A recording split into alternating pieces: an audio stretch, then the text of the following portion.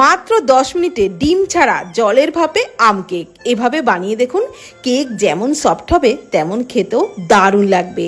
তো এই কেক বানানোর জন্য এখানে আমি একটা মিষ্টি পাকা আম নিয়েছি, যে কোনো আম নিলেই হবে। আমটাকে ছোট ছোট টুকরো করে কেটে নিয়েছি। 1 কাপ সুজি মিক্সিতে একটু দরদরা করে পাউডার তৈরি করে একটা বোলের মধ্যে ঢেলে নিলাম। ওই কাপেরই হাফ কাপ চিনি আর ওই আমটাকে একসঙ্গে পেস্ট তৈরি করে সুজির মধ্যে দিয়ে দিলাম হাফ কাপ ঘন দুধ, হাফ কাপ টক দই আর 2 টেবিল চামচ সাদা তেল। সমস্ত কিছু খুব ভালো করে ফেটিয়ে নিলাম।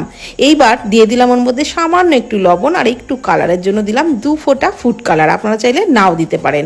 হাফ চামচ বেকিং পাউডার, তার হাফ বেকিং সোডা, অল্প একটু দুধ দিয়ে আবারও খুব ভালো করে ফেটিয়ে নিলাম। এবারে কিছু টুটি ফুটির মধ্যে একটু ময়দা মিশিয়ে নিলাম, তাহলে টুটি ফুটিগুলো কেকের নিচে পড়ে থাকবে না, সব জায়গায় সমান থাকবে।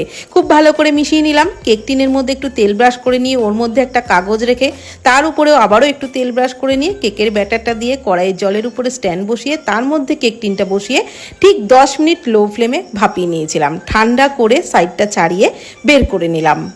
আর তারপর পিস পিস করে কেটে পরিবেশন করুন। চায়ের সাথেও খেতে পারেন, চায়ের সাথেও খেতে কিন্তু দারুণ লাগে।